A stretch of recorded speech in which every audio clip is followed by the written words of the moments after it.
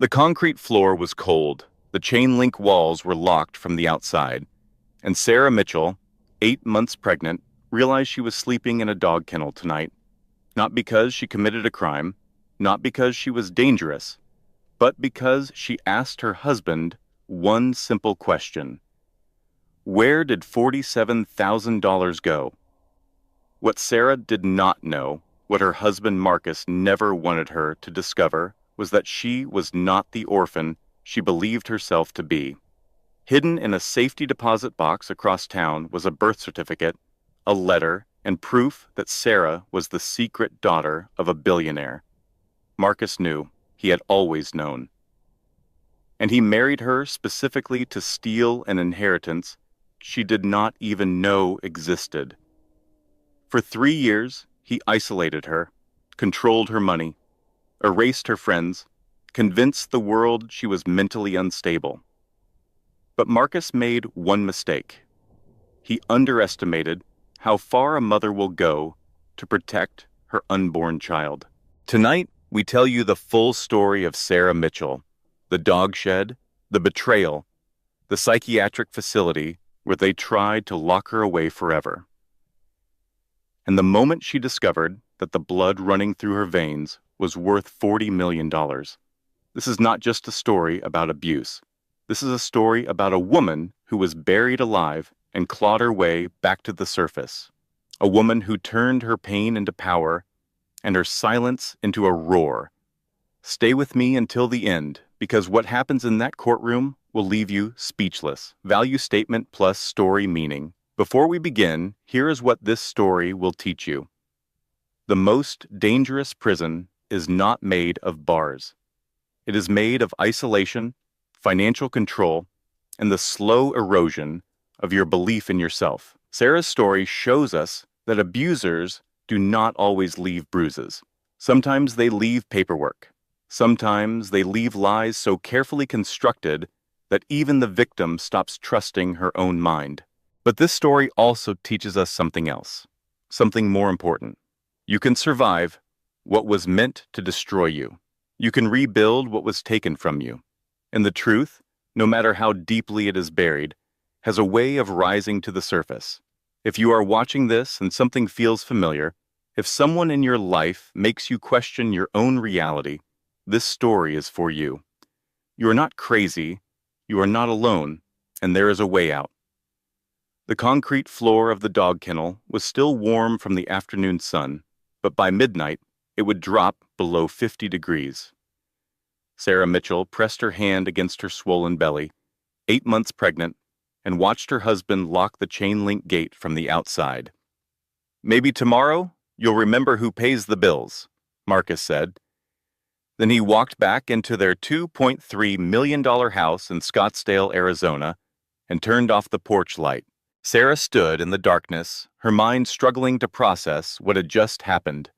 The kennel was large, built for their 2 German shepherds, Duke and Baron.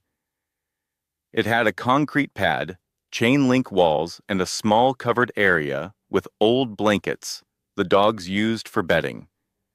The dogs themselves had been moved inside the house an hour ago. She had been moved out. Her crime was simple. She had asked Marcus why $47,000 had been transferred to an account she did not recognize. Through the kitchen window, she could see him now, making himself a sandwich.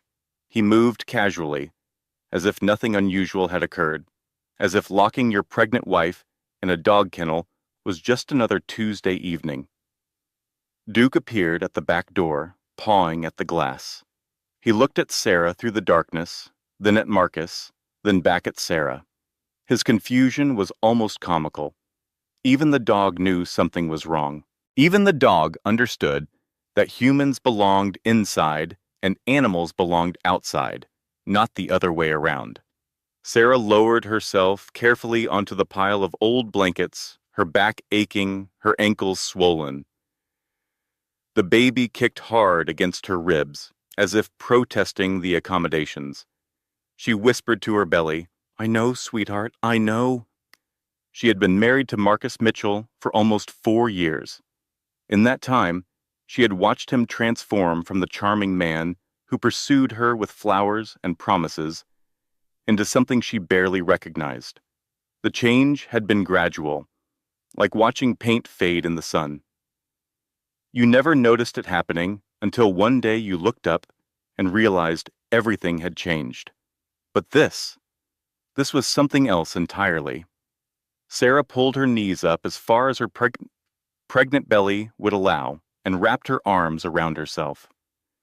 The Arizona desert cooled rapidly after sunset, and she was wearing only a thin cotton dress. Marcus had not allowed her time to grab a jacket. He had not allowed her time to grab anything. She thought about screaming. The neighbors were not far, but the Mitchell property sat on 2 acres, and the kennel was positioned behind the main house, shielded from the street by landscaping that Marcus had insisted upon for privacy. No one would hear her, and even if they did, what would she say? My husband locked me outside because I asked about money. She could already hear the responses. Marriage is complicated. He must have had a reason. Are you sure you are remembering correctly? That last question haunted her more than any other, because Marcus had been asking her that same question for months now. Years, if she was honest. Are you sure? Do you really remember it that way? I never said that. You must be confused. She had started to wonder if maybe she was confused. Maybe she did misremember things. Maybe the problem was her. But she had not misremembered $47,000. She had found the transfer 3 weeks ago while paying bills online. Marcus usually handled the finances, but he had been traveling for work, and the electric bill was overdue. She had logged into their joint account and seen the transaction immediately. $47,000, transferred to an account she had never seen before, with no description, no explanation. She had not confronted him immediately. Something had stopped her, some instinct she could not name. Instead, she had started paying attention. She had photographed bank statements at 2 in the morning when Marcus was asleep. She had created a secret email account to store evidence. She had researched divorce attorneys in the Phoenix area. That was when she discovered that Marcus had already consulted with the top 5 family law firms in the city. All of them, which meant none of them could represent her without a conflict of interest. He had been planning this, planning something, she just did not know what. Tonight she had finally asked him about the money. She had done it carefully, casually, while making dinner. She had practiced the question in her head a dozen times, making sure her voice would not shake. Hey, I noticed a transfer from our account. $47,000 to somewhere I did not recognize. What was that for? Marcus had stopped chewing. He had set down his fork with deliberate precision, and then he had smiled. You have been snooping, he said. Sarah's heart had dropped into her stomach. I was paying the electric bill. It was right there in the transaction history. No, Marcus said, still smiling. You have been doing more than that. He pulled out his phone and showed her screenshots. Her 2 a.m. photo sessions, her secret email account, her browser history showing searches for divorce attorneys and women's shelters and how to leave an abusive marriage. He had spyware on her phone. He had known everything she was doing. He had been watching her try to escape while she thought she was being clever. You think you are smart? Marcus asked. Let me show you what smart looks like. He made 3 phone calls in front of her while she stood frozen in the kitchen. The first was to their bank. He removed her access to all accounts, effective immediately. The second was to his attorney. Start the paperwork, he said. We discussed this. The third was to Diane Morrison, Sarah's only real friend. Diane, it is Marcus. I need to tell you something difficult. Sarah has been having a mental health crisis. She has been paranoid, delusional. I am getting her help, but please do not contact her for a while. It only makes things worse when people feed into her delusions. Sarah had watched her entire support system disappear in 90 seconds. "Since you want to act like a bitch," Marcus said, pocketing his phone, "you can sleep with them." He grabbed her arm and marched her out the back door. She was too shocked to resist, too pregnant to fight, too confused to understand that this moment would change everything. He locked the kennel gate and walked away without looking back. That was 3 hours ago. Now Sarah sat in the darkness, listening to the distant sounds of traffic and the closer sounds of crickets. Her phone was inside the house. Her purse was inside the house. Everything she owned, everything she needed, was inside the house with the man who had just locked her outside like an animal. She placed both hands on her belly and felt her daughter move. "I am going to get us out of this," she whispered. "I do not know how yet, but I am going to figure it out." The baby kicked in response. Sarah chose to interpret that as agreement. She leaned her head back against the chain link fence and stared up at the stars. Somewhere out there, she had to believe there was a version of her life that did not look like this. A version where she was safe. A version where her daughter would never know what it felt like to be trapped. She just had to survive long enough to find it. To understand how Sarah Mitchell ended up in a dog kennel at 32 years old, you had to understand the woman she was before Marcus found her. She grew up in rural Montana, raised by a woman named Eleanor Walsh, who worked as a housekeeper for wealthy families in Bozeman. Eleanor was not Sarah's biological mother, a fact Sarah had always known. But Eleanor was the only mother she had ever needed. "Your birth parents could not keep you safe," Eleanor had explained, when Sarah was old enough to ask questions.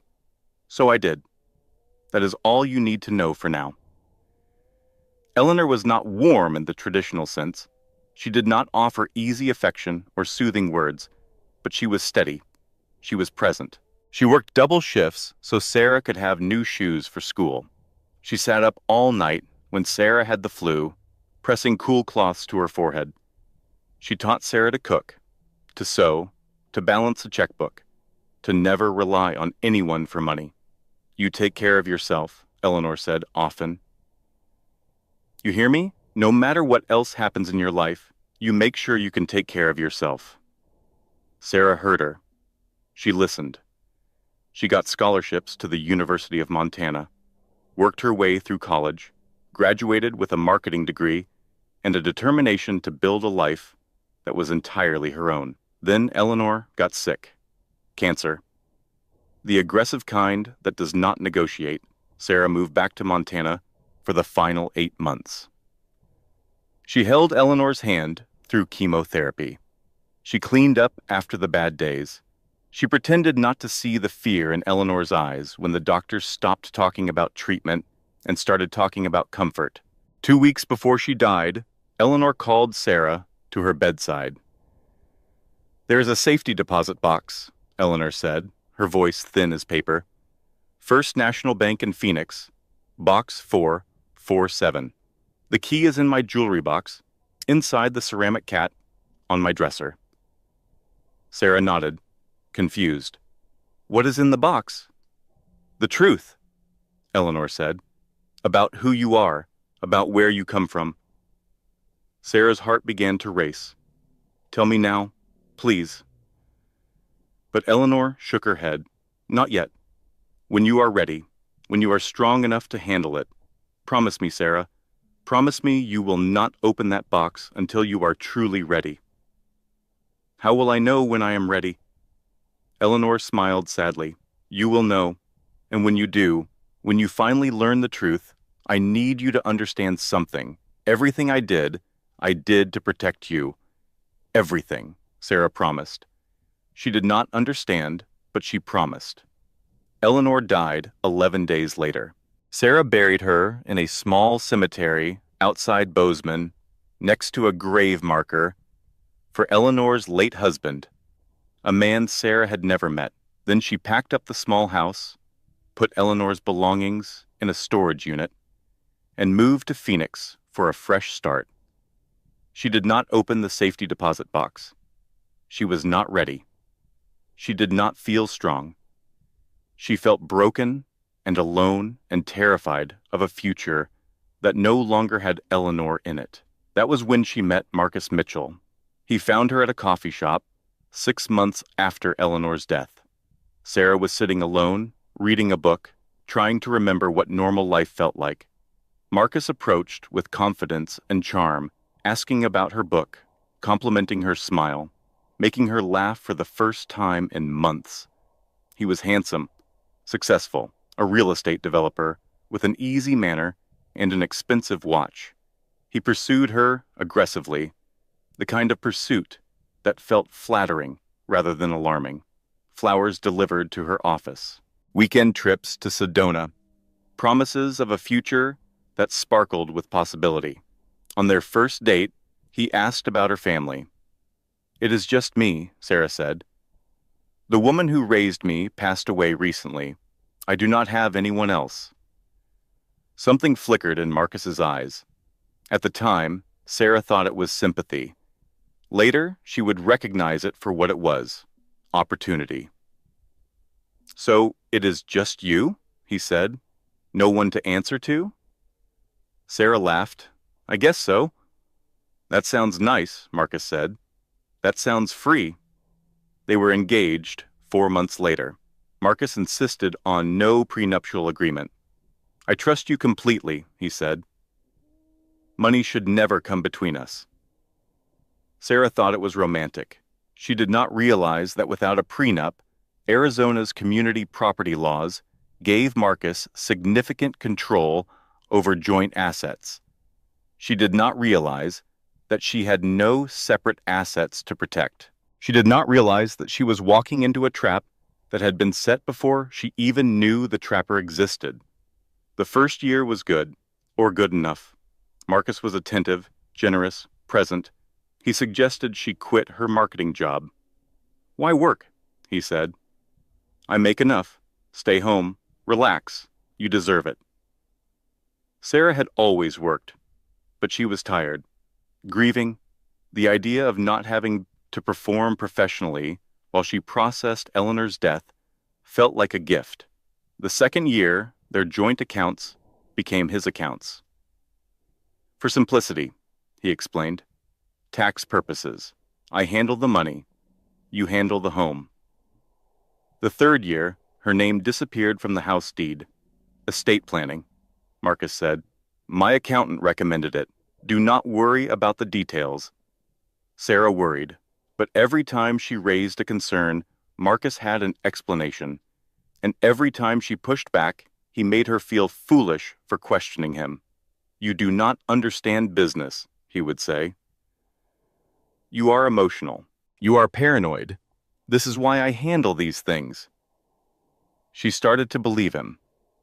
Then she got pregnant. Sarah expected joy. She expected Marcus to be excited about becoming a father. Instead, she saw something close to panic flash across his face before he masked it with a smile. "Are you sure?" he asked. "I took 3 tests. Well," he paused. "I guess we are doing this." From that moment, everything accelerated. Marcus began monitoring her movements. He questioned her phone calls. He criticized her spending, even though he controlled all the money. He isolated her from the few friends she had made in Phoenix, finding reasons why each one was a bad influence. "Diane is filling your head with feminist nonsense," he said. "Those women from your book club are jealous of what we have. You do not need them. You have me." Sarah retreated into herself. She moved carefully, spoke less, apologized, even when she had done nothing wrong. She told herself it was pregnancy hormones making her sensitive. She told herself every marriage had rough patches.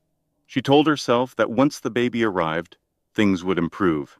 She did not tell herself the truth, that she was being systematically stripped of everything that made her independent, everything that would allow her to leave. Then she found the $47,000 transfer, and everything she had been pretending not to see became impossible to ignore. Sarah spent 4 hours in that dog kennel before she remembered the phone. Her old phone, the one Marcus thought she had thrown away 6 months ago when he insisted she upgrade to a device he had set up for her. A device he controlled. A device that reported her every move back to him. But Sarah had not thrown the old phone away. She had hidden it in a shoebox in the garage, tucked behind Christmas decorations they never used. A small act of rebellion, a tiny piece of herself she refused to surrender. The kennel gate had a rust spot near the bottom hinge. Sarah had noticed it weeks ago when she was out here playing with the dogs. She had meant to tell Marcus about it, to get it repaired. Now she was grateful she had forgotten. She worked at the rust for 3 hours, scraping and pulling and twisting until her fingers bled. The metal was old, weakened by Arizona's monsoon seasons. By 4 in the morning, she had created a gap just large enough to squeeze through if she turned sideways and held her breath. The baby protested the compression with a series of sharp kicks. Sarah whispered apologies as she pulled herself through, gasping as the metal scraped against her belly. For a terrifying moment, she was stuck, the chain link pressing against her from both sides. Then something gave way, and she tumbled onto the dry grass of the backyard. She lay there for a moment, breathing hard, staring up at the stars. She was out. She was free. Now she just had to stay that way. The garage was unlocked. Marcus never bothered to secure it because there was nothing valuable inside, just tools and holiday decorations and things he considered beneath his attention. Sarah found the shoebox exactly where she had left it, behind a plastic Christmas tree they had never assembled. The phone was dead. Of course it was. It had been sitting unused for 6 months. But the charger was in the box too. Sarah plugged it into an outlet behind the workbench and watched the screen flicker to life. 12% battery. It would have to be enough. She dialed 911. 911? What is your emergency? Sarah's voice cracked. My husband. He locked me outside. I am pregnant. I need help. The dispatcher's voice was calm, professional. Ma'am, can you tell me your location? Sarah gave the address. She explained about the kennel, about the gate, about being 8 months pregnant. The dispatcher assured her that officers were on the way. 20 minutes, maybe less. Sarah ended the call and felt relief wash over her like warm water. It was over. The police would come. They would see what Marcus had done. They would help her. She was wrong. The police arrived in 18 minutes. 2 officers, 1 male and 1 female, their flashlights cutting through the early morning darkness. Sarah met them at the side gate, still in her thin cotton dress, her fingers still bleeding from the rust. Ma'am, are you Sarah Mitchell? Yes, please. My husband locked me in the dog kennel. She pointed toward the backyard. I was out there for hours. I am pregnant. I was afraid something would happen to the baby. The female officer's expression softened. Can you show us? Sarah led them to the kennel, showed them the blankets she had been sitting on, the rust she had exploited to escape, the padlock that still hung from the gate. The officers took notes. They asked questions. They seemed to believe her. Then Marcus came outside. He was wearing a bathrobe and slippers, his hair slightly mussed, his expression one of deep concern rather than anger. He looked like a worried husband roused from sleep, not a man who had locked his pregnant wife in a cage. Thank God, he said, rushing toward Sarah. I have been looking everywhere for you. I woke up, and you were gone. I thought something had happened. Sarah stared at him. You locked me outside. Marcus's brow furrowed with convincing confusion. Honey, we talked about this. You said you wanted some air. You said the house felt suffocating. He turned to the officers with a helpless shrug. She has been having episodes lately. The pregnancy has been difficult. Her hormones are completely out of balance. That is not true, Sarah said, her voice rising. He dragged me out here. He locked the gate. I would never do that. Marcus's voice was gentle, soothing. The voice of a man dealing with someone he loved who was not in her right mind. "Officers, can I speak with you privately for a moment? There are some things you should know." They stepped away, out of Sarah's hearing. She watched Marcus pull out his phone, showing them something on the screen. She watched the officer's body language change, their shoulders relaxing, their suspicion fading. When they returned, the female officer's sympathy had been replaced by something closer to pity. "Ma'am, is it possible you are misremembering what happened? Your husband says you have been struggling with anxiety and paranoia. He has documentation." "Documentation?" Sarah's voice cracked. "What documentation?" Marcus stepped forward, his hand touching her elbow gently, possessively. "I have been keeping records for her doctor," he explained. "The episodes have been getting worse. I should have gotten her help sooner. That is my fault." "I am not having episodes," Sarah said. "He locked me outside. Look at the gate. Look at the padlock." The male officer cleared his throat. "The gate is locked, ma'am, but there is no way to prove who locked it or why. Your husband says you sometimes lock yourself out when you are disoriented." "That is insane, Sarah." Marcus's voice carried a warning only she could hear. "Let us not make this worse." The female officer shifted uncomfortably. "Sir, maybe you should keep a closer eye on her, given her condition." "Of course," Marcus said. "I will make sure she sees her doctor tomorrow." They were leaving. The police were actually leaving. "Wait," Sarah said desperately. "Please, you do not understand. He controls everything. He took all my money. He has spyware on my phone. He has been planning this for months." The officers exchanged a look. The look of people who had made up their minds and did not want to be bothered with contradicting evidence. "Ma'am," the male officer said, "marital disputes are complicated. If you feel unsafe, there are resources available to you. But based on what we have seen tonight, there is no evidence of a crime." They left. Sarah stood in the driveway, watching their taillights disappear down the street.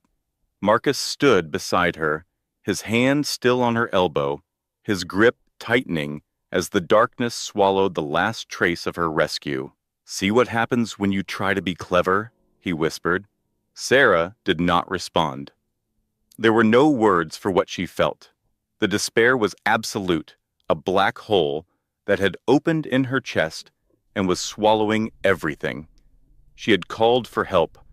Help had come, and help had looked at her with pity, believed her husband's lies, and driven away. Marcus steered her back toward the house.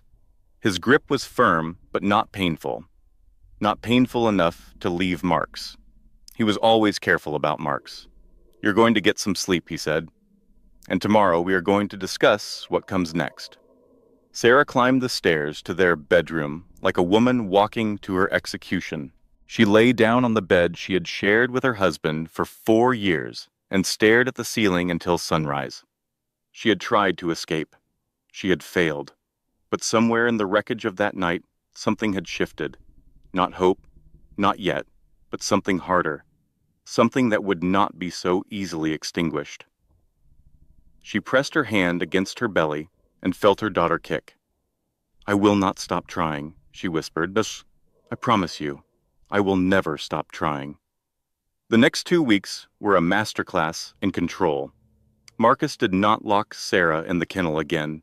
He did not need to. The threat was enough. Every time she hesitated before answering a question, every time she glanced toward the back door, he would smile and say, "The dogs miss you out there. Maybe you should visit them tonight." He took her to a doctor, not her regular obstetrician, but a colleague of his, a man named Dr.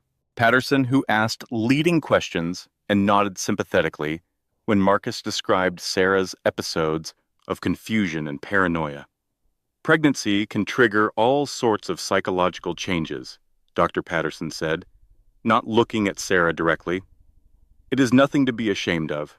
"I am not having psychological changes," Sarah said flatly. "My husband locked me in a dog kennel." Dr. Patterson and Marcus exchanged a look, the look of men dealing with a hysterical woman. See what I mean? Marcus said sadly. She keeps fixating on this delusion.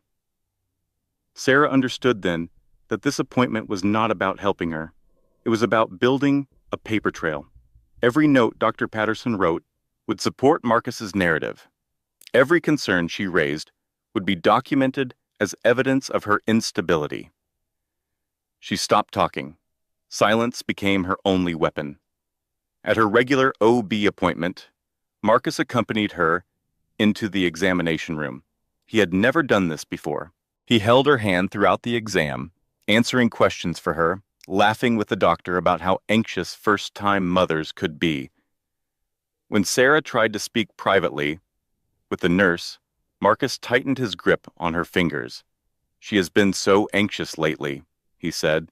"I do not like leaving her alone. I hope you understand."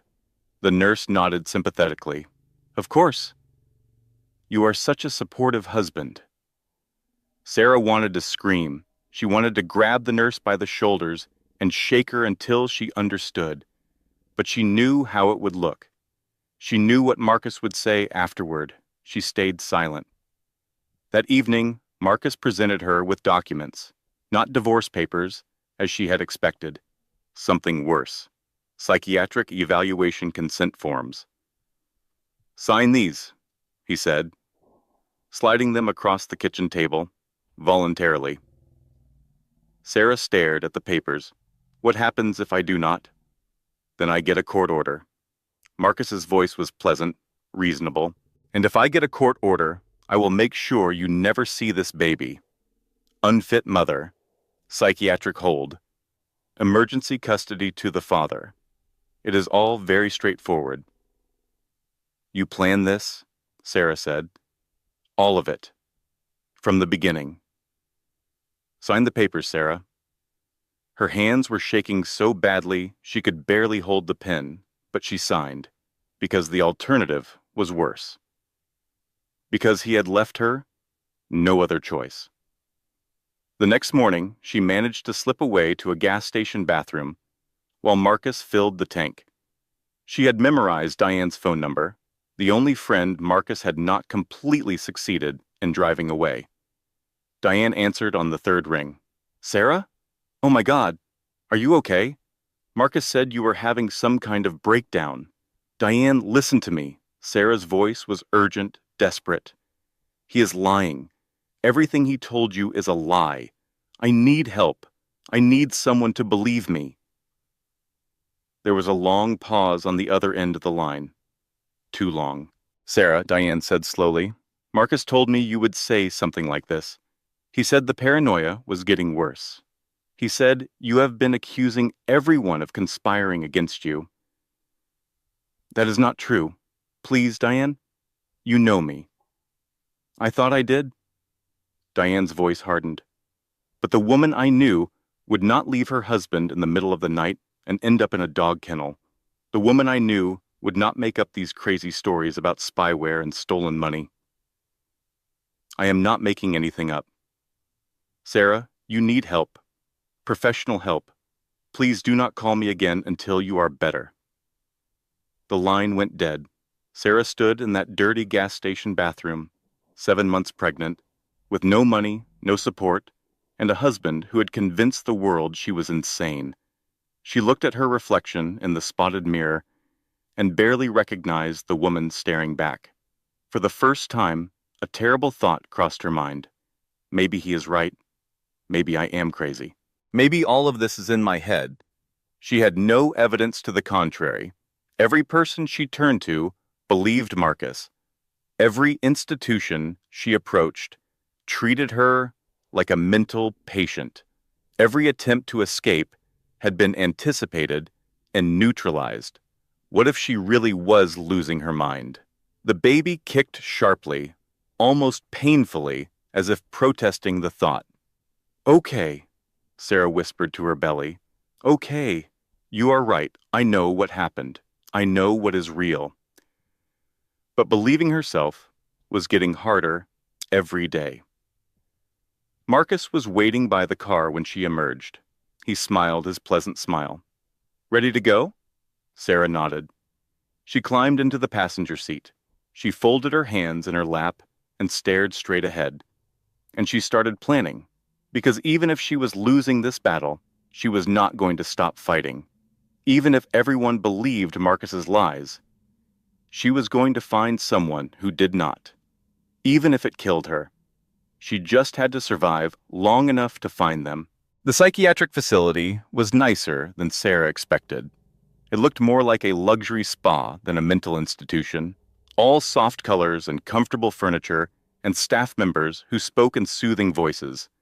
Marcus had chosen well. This was the kind of place where wealthy families sent troublesome relatives to be quietly managed. The kind of place that prioritized discretion over truth. Sarah sat in the waiting room, her hands clasped over her pregnant belly, watching other patients drift past like ghosts. Some wore hospital gowns. Others were dressed normally, like her. All of them had the same hollow look in their eyes, the look of people who had stopped expecting anyone to believe them. She wondered if she would look like that soon. "Excuse me," Sarah looked up.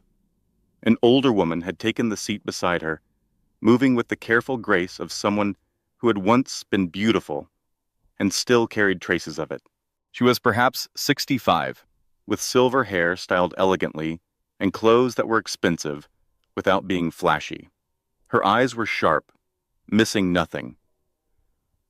"That is a beautiful necklace," the woman said, nodding towards Sarah's throat.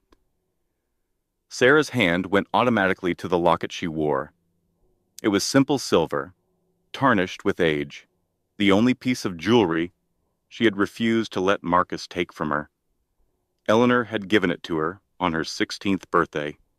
"Thank you," Sarah said. "It was my mother's, the woman who raised me. Antique?" "I think so." She said it was the only thing my birth family left behind. The woman's expression flickered, something moving behind her eyes too quickly to identify. "Birth family? You were adopted?" "Raised by a woman who was not my mother," Sarah said. "But she was the best mother I could have asked for." "I see." The woman paused, her gaze fixed on the locket. "May I ask her name, the woman who raised you?" "Eleanor Walsh. She passed away a few years ago." The older woman went very still. For a long moment, she did not move, did not speak, did not even seem to breathe. Then she stood abruptly. "Excuse me," she said. "I need to make a phone call." Sarah watched her walk away, disappearing through a door button marked private. Strange encounter, but everything felt strange these days. She had stopped trying to make sense of the world. 15 minutes later, a nurse called her name. The psychiatrist was a woman named Dr. Williams, with kind eyes and a no-nonsense manner. She asked Sarah to describe what had happened. The kennel, the isolation, the control, the $47,000 that started everything. Sarah told her the truth, all of it, calmly, precisely, without tears or hysteria. She had practiced this in her head 100 times, knowing that emotion would be used against her. Dr. Williams listened carefully. She took notes. She nodded. "Mrs. Mitchell," she said finally, "I see no evidence of psychiatric illness. Your account is consistent and coherent. I am not recommending commitment." Sarah's heart soared. Finally, after weeks of no one believing her, someone had listened. Someone had heard the truth. "I will document this and provide a report," Dr. Williams continued. "You are free to leave." Free. The word tasted like oxygen after drowning. Sarah stood on shaking legs and walked out of Dr. Williams' office into the waiting room. Marcus was there, smiling. Beside him stood a man in a white coat, tall and distinguished, with the air of someone accustomed to authority. "Mrs. Mitchell," the man said, "I am Dr. Harrison, Chief of Psychiatry here. I have reviewed your case and overruled Dr. Williams' assessment."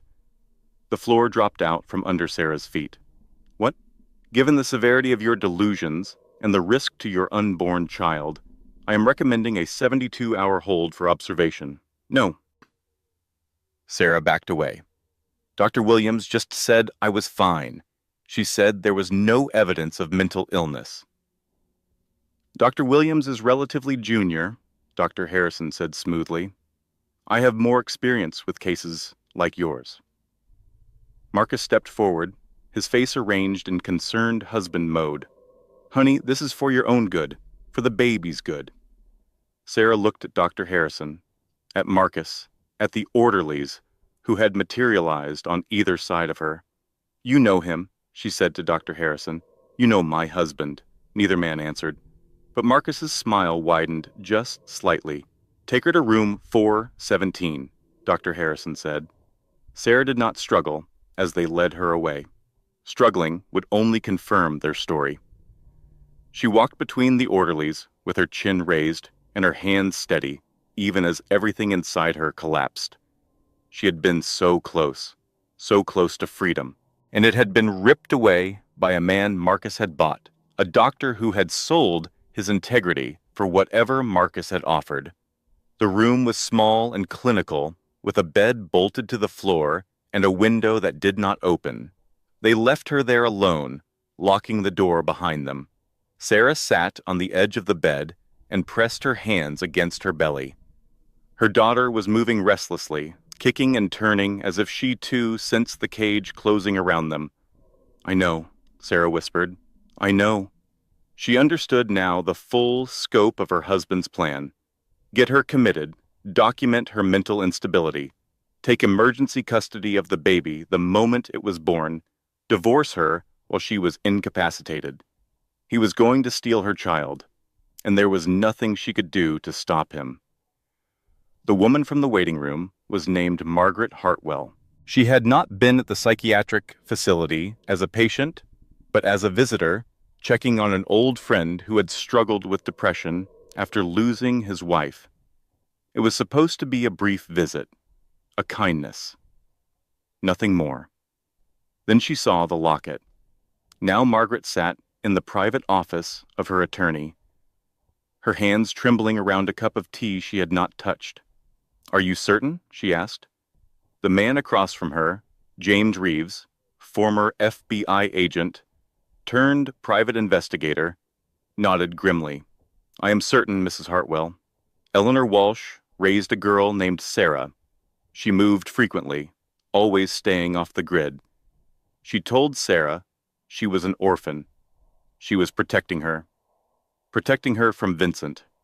Yes, your first husband died in prison 15 years ago, but he had a brother, Robert Crawford. That brother had a son. Margaret's blood turned to ice. Who? The son changed his name after his father's business collapsed. He goes by Marcus Mitchell now. For a long moment, Margaret could not speak. The horror of it was too vast, too calculated. Marcus Mitchell, the man who had locked that pregnant woman in a dog kennel. The man who was trying to have her committed, her cousin by blood, her daughter by blood. He knew, Margaret said slowly. He knew who Sarah was before he ever met her. Yes. The $47,000 transfer your investigators flagged, payment to a genealogist who helped him confirm Sarah's identity. Reeves slid a folder across the desk. He married Sarah to gain control of the Hartwell Family Trust. $40 million held in her name, accessible on her 35th birthday, or upon proof of identity. She does not even know it exists.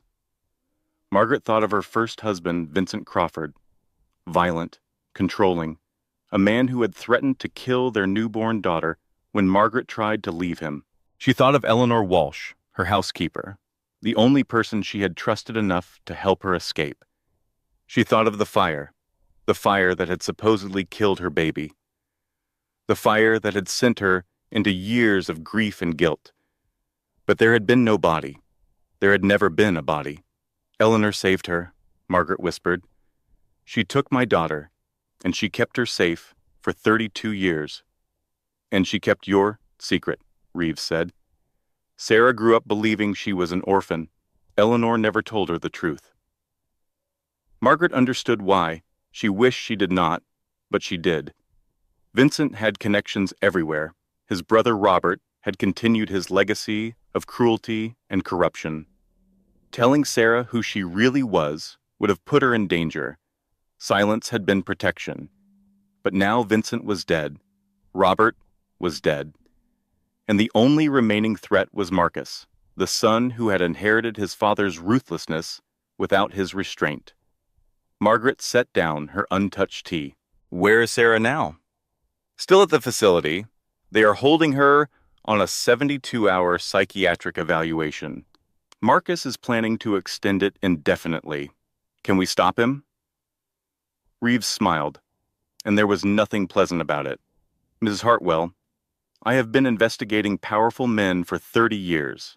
This one left a trail a mile wide, bank records showing suspicious payments, connections to corrupt medical professionals, evidence of financial abuse and coercive control. He leaned forward. If you want to stop him, we stop him. Today. Margaret stood. She had spent decades building Hartwell Industries alongside her second husband, William. She had managed billions of dollars, employed thousands of people, navigated corporate warfare and hostile takeovers. She had learned to fight in ways Vincent Crawford never could have imagined. Now she was going to use everything she had learned to save her daughter. Make the calls, she said. I want attorneys, a state medical board investigator, and law enforcement ready to move within the hour. Reeves nodded and reached for his phone. Margaret walked to the window and looked out at the Phoenix skyline. Somewhere in this city, her daughter was trapped in a locked room, believing no one was coming for her. She was wrong. Sarah had been in the psychiatric facility for 47 hours when everything changed. She had spent those hours carefully, not fighting, not making accusations, befriending a night shift nurse named Rosa Martinez, who seemed kinder than the others, requesting a patient advocate, a right she remembered from a podcast she had listened to months ago, building alliances wherever she could find them. She also smuggled out a letter. The letter went to Lisa Thompson, a former coworker Sarah had not spoken to in 2 years, someone Marcus did not know about, someone he had never thought to neutralize. The letter explained everything, and it included one crucial instruction. Go to First National Bank in Phoenix. Safety deposit box 447. The key is in a ceramic cat at my storage unit. Sarah had never opened that box herself. Eleanor had made her promise to wait until she was ready, but she was ready now. Whatever truth was in that box, it could not be worse than the lies surrounding her. Rosa had passed the letter to her sister, who mailed it from a different zip code. Now all Sarah could do was wait and hope that Lisa cared enough to help, that the box contained something useful, that any of this mattered. On the morning of her third day, Marcus visited. He sat in the chair across from her bed, legs crossed, completely at ease. The man who had locked her in a dog kennel looked as relaxed as if they were having brunch. Dr. Harrison says you might need a longer stay, he said. 6 months, maybe a year, but do not worry. I will take good care of our baby. Sarah felt the old despair rising, but she pushed it down. Something had changed in her over the past 47 hours. The fighter Eleanor had raised was waking up. You will not get away with this, she said. Marcus laughed. I already have. Who is going to stop me? You? He leaned forward. Face it, Sarah. You are alone. No one believes you. No one is coming to save you. Sarah said nothing, but for the first time she smiled. Marcus frowned. What is so funny? Nothing, Sarah said. I am just starting to remember who I am. He did not understand. He would soon. 3 hours later, the facility's front doors opened, and Margaret Hartwell walked through them. She was accompanied by 3 attorneys from Caldwell and Associates, a state medical board investigator, private investigator James Reeves, and two uniformed police officers. They moved through the lobby like a force of nature, credentials flashing, voices calm but unyielding. "I am here to see Sarah Mitchell," Margaret announced. Immediately. The receptionist scrambled for the phone. 5 minutes later, the facility director appeared, his face pale with confusion and alarm. 5 minutes after that, Marcus arrived, summoned by a panicked text. He was still smiling when he walked into the conference room. He stopped smiling when he saw Margaret. "Who are you?" he demanded. "My name is Margaret Hartwell," she said calmly, "and I believe you have something that belongs to me." The door opened again, and orderlies escorted Sarah into the room. She looked tired, thinner than she should have been, but her eyes were clear and focused. She saw Margaret and froze. The woman from the waiting room. "Hello, Sarah." Margaret's voice broke slightly. "I am your mother, your real mother." The silence that followed was absolute. Sarah stared at Margaret, her mind refusing to process the words. Marcus's face went white. "This is ridiculous," he said quickly. "This is part of her delusion. She is mentally unstable." James Reeves stepped forward and dropped a folder on the conference table. Documents spilled out: birth certificates, DNA analysis, bank records, genealogical reports. "Mr. Mitchell," Reeves said, "or should I say Mr. Crawford, would you like to explain why you paid $47,000 to trace your wife's bloodline, or why you married your first cousin without disclosing the relationship, or why you have been trying to commit her to steal her inheritance?" Marcus's mouth opened and closed. For the first time since Sarah had known him, he had no clever response ready. "There is $40 million in a trust with Sarah's name on it," Reeves continued. "Money from the Hartwell family that she has never known about. Money you plan to control by keeping her locked away." "That is not true," Marcus said, but his voice had lost its confidence. The medical board investigator spoke up. "Doctor, Harrison's license is under review. We have evidence of financial relationships between him and Mr. Mitchell that constitute significant conflicts of interest. This facility's handling of Mrs. Mitchell's case is being investigated." Margaret turned to the police officers. "I believe you have the arrest warrant." Marcus tried to run. He made it 3 steps before the officers caught him. He struggled, cursing, threatening, promising retribution. None of it mattered. Sarah watched her husband being handcuffed. The man who had locked her in a dog kennel. The man who had tried to steal her child. The man who had almost convinced her she was insane. He looked at her with pure hatred. "You do not deserve any of this." Sarah stood up straight, one hand on her belly, her chin raised. "You are right," she said. "I did not deserve what you did to me, but I definitely deserve what comes next." She walked out of the facility on her own 2 feet, through the front doors, into the Arizona sunshine. Margaret walked beside her, not touching, not pushing, just present. "I do not understand any of this," Sarah said. "I know." Margaret's voice was gentle. "We have time. We have all the time you need."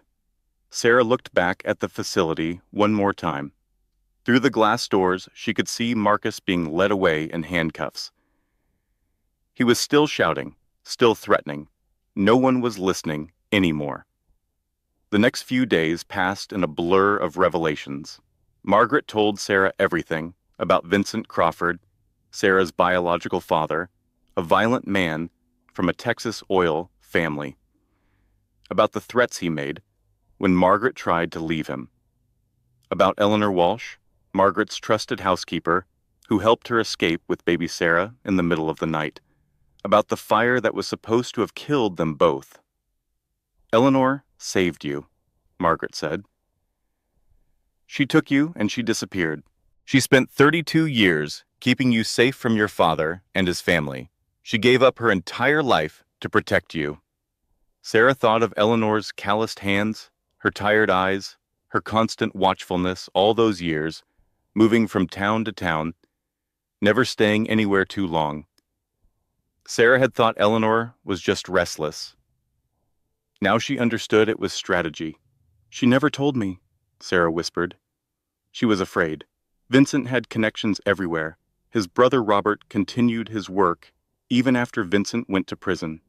If they had found you, they would have used you to hurt me, or worse.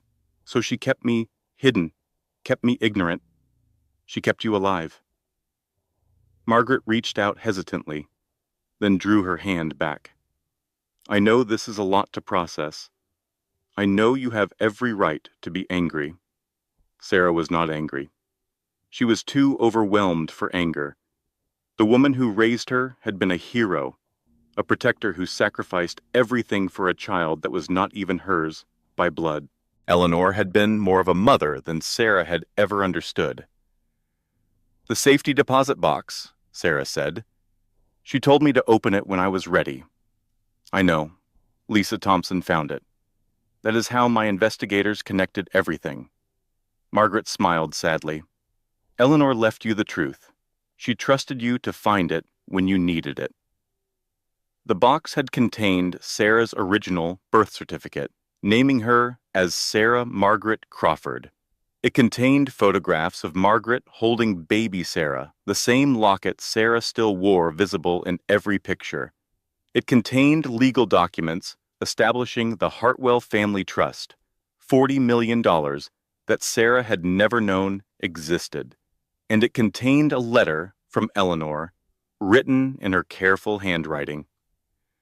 My dearest Sarah, if you are reading this, then you are ready to know who you are. Your mother is a good woman who loved you enough to let you go. I have loved you enough to keep you safe. Whatever happens next, remember that you are never alone. You are always protected. You are always loved. Now go and live the life you deserve. Sarah had read the letter 5 times. She still was not sure she believed any of it. What happens now? She asked Margaret. Whatever you want, Margaret replied. This is your life, Sarah. Your inheritance. Your choices. I am not here to control you. God knows you have had enough of that. And Marcus? In custody, charged with fraud, financial abuse, and conspiracy. His friend Dr. Harrison is facing his own charges. Margaret's expression hardened. He will not hurt you again. I will make certain of that. Sarah placed her hands on her belly. The baby had been quiet for the past few days, as if she too was processing everything that had happened. I do not know how to be your daughter, Sarah said honestly. I do not know how to be an heiress, or a Hartwell, or any of this. I am just Sarah, the woman Eleanor raised. My son? That is exactly who I want to know. Margaret's eyes filled with tears. I lost you for 32 years. I do not need you to be anything other than who you are. I just want the chance to know you, if you will let me. Sarah considered the woman in front of her, a stranger who was also her mother, a billionaire who had spent 3 decades grieving a daughter she thought was dead, a woman who had marshaled attorneys and investigators and law enforcement to rescue someone she barely knew, simply because blood demanded it. We can try, Sarah said finally, slowly. Margaret nodded, wiping her eyes. Slowly is perfect. 3 days later, Sarah went into labor. The labor lasted 14 hours. Sarah had imagined this moment many times during her pregnancy, but nothing had prepared her for the reality. The pain was immense, wave after wave that seemed to have no end. The fear was worse. Fear for the baby. Fear of complications. Fear that something would go wrong after everything she had survived. Margaret stayed with her the entire time. She held Sarah's hand through the contractions. She wiped the sweat from her forehead. She said nothing about being her mother, or the inheritance, or any of the complicated truths hanging between them. She was simply present, a steady anchor in a storm. At hour 12, something went wrong. Sarah's blood pressure spiked. The baby's heart rate dropped. Doctors rushed in, their faces tense, their voices rapid and urgent. Someone mentioned emergency cesarean. Someone else said there was no time. Sarah felt herself fading, the edges of her vision going dark, her body giving out after everything it had endured.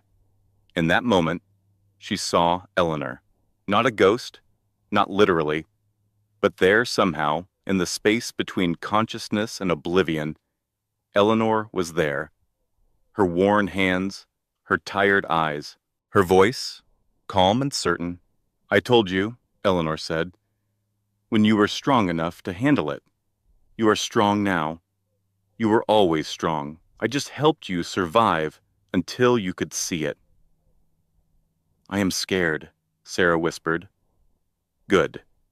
That means you have something worth living for." Then the darkness receded, and Sarah was back in the hospital room, and a baby was crying. Her baby, her daughter. The doctors were smiling. The nurses were smiling. Someone was saying that it had been close, but mother and baby were both stable. Sarah reached out with trembling hands and took her daughter for the first time. A small, perfect, furious bundle of life, screaming at the indignity of being born. "Hello," Sarah whispered. "I am your mother. I have been waiting for you." Margaret stood at a distance, giving them space. Her face wet with tears. "She is beautiful," Margaret said. "She is angry." Sarah laughed through her own tears. "She gets that from me." They named her Eleanor Margaret. Eleanor for the woman who had sacrificed everything. Margaret for the woman who had never stopped searching. Sarah would file to change the last name to Crawford later, reclaiming the birth name that had been hidden from her for so long. But for now, in this moment, names did not matter. What mattered was that they were alive, both of them, against all odds. What mattered was that the nightmare was over. 6 months later, Marcus Mitchell stood trial. The courtroom was packed. Journalists filled the press gallery. Curious onlookers lined the benches. The case had attracted national attention, a story of abuse and manipulation and hidden identity that seemed too dramatic to be true. Sarah sat in the witness stand and told her story. She did not cry. She did not waver. She spoke with the precision of someone who had rehearsed this moment, not the words, but the courage. She described the dog kennel, the financial control, the psychiatric commitment, the spyware on her phone, the methodical dismantling of her support system over 4 years of marriage. She showed the jury the locket, explained the hidden engraving that had led to her identification. She showed them bank records proving Marcus had researched her identity before they ever met. She showed them the safety deposit box that Eleanor had prepared, the truth hidden away until Sarah was ready to find it. "He did not marry me because he loved me," Sarah said. "He married me because I was worth $40 million and I did not know it. He kept me isolated so I would never find out. And when I started asking questions, he tried to take my sanity, my child, and my future." She paused, looking directly at Marcus for the first time since taking the stand. "I am here to take them back." Marcus's lawyers tried everything. They claimed Sarah was unstable. They claimed she had seduced him for money. They claimed the entire case was a conspiracy orchestrated by the Hartwell family. None of it worked. The evidence was overwhelming. The paper trail Marcus had left, in his arrogance, was a mile long. Dr. Harrison had already lost his medical license and was facing his own charges. Every lie Marcus told was contradicted by documentation he had never expected anyone to find. The jury deliberated for 4 hours. Guilty on all counts, Marcus was sentenced to 15 years in federal prison. As he was led from the courtroom, he looked at Sarah with pure hatred. The mask finally dropped, the charming husband revealed as the monster he had always been. Sarah's response was simple. She smiled. She waved. Then she picked up her daughter and walked out of the courtroom into the Arizona sunshine. Outside, reporters swarmed. Cameras flashed. Questions flew from every direction. One journalist pushed closer than the others. Mrs. Crawford, what would you say to women who are in similar situations? Sarah paused. She thought of herself 2 years ago, trapped and isolated and convinced she was losing her mind. She thought of all the women watching this story unfold, women who might be living their own versions of it right now. Leave, she said, looking directly into the camera. Not when it is safe, because it will never feel safe. Leave when you know. You know when someone is hurting you. You know when it is wrong. Trust yourself. Get out, and then rebuild. She turned and walked to the waiting car, where Margaret sat with baby Eleanor in her lap. That was brave, Margaret said. That was necessary. Sarah took her daughter and held her close. Someone has to say it. 2 years later, the Walsh Foundation opened its doors. Named after Eleanor, funded by Sarah's inheritance, it provided legal assistance, financial education, and safe housing for survivors of financial abuse. Sarah ran it personally, reviewing cases, meeting with clients, speaking at conferences about the patterns she had learned to recognize too late. Her book, The Dog Shed, became a bestseller, not because of the sensational story, but because of the practical guidance woven throughout: how to document abuse, how to build a support network an abuser does not control, how to recognize the warning signs before it is too late. Margaret and Sarah built a real relationship, not without conflict, not without the grief of lost years, but real. Margaret learned not to push. Sarah learned to let herself be supported. They found a balance that honored both their needs. Eleanor, now 2 years old, was walking, talking, and causing chaos everywhere she went. Her first word was no, spoken with conviction that made both Sarah and Margaret laugh.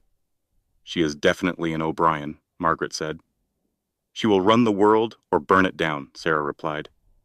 Either way, I am proud.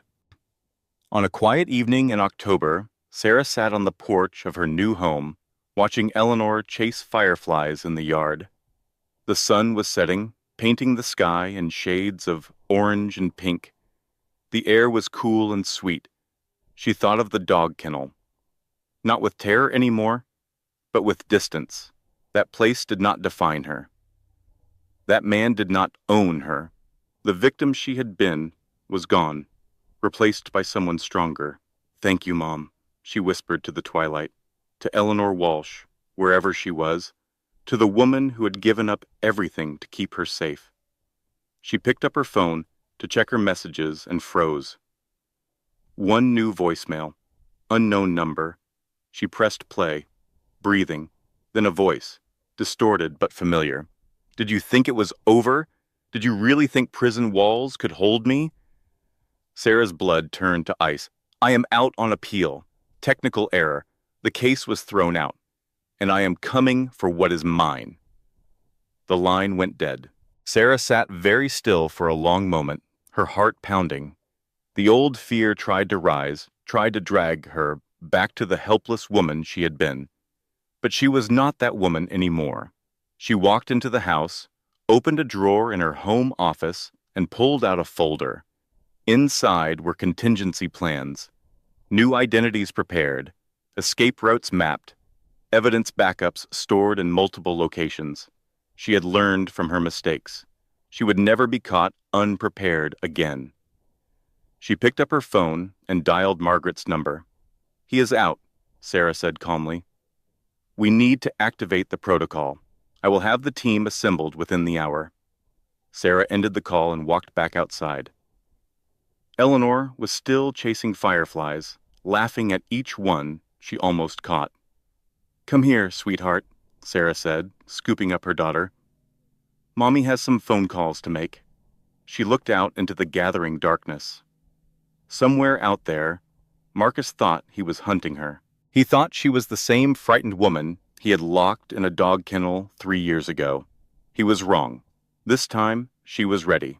This time, she had resources, allies, and the hardened determination of a woman who had survived the worst and refused to go back.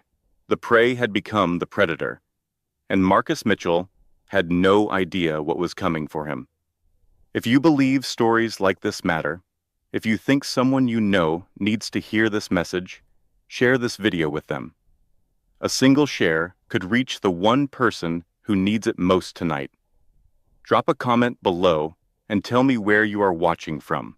I read every single comment, and your words help others feel less alone. If this is your first time here, consider subscribing and turning on notifications. We tell stories of survival, justice, and women who refuse to stay silent. New stories every week. Now, let us begin. Closing statement. This content was carefully researched, developed, and manually edited by our team. Every story we tell is crafted with intention, designed not just to entertain, but to educate, empower, and remind you that no matter how dark your chapter may be, it is never the end of your story. Thank you for watching, thank you for listening, and thank you for being part of this community. We will see you in the next one.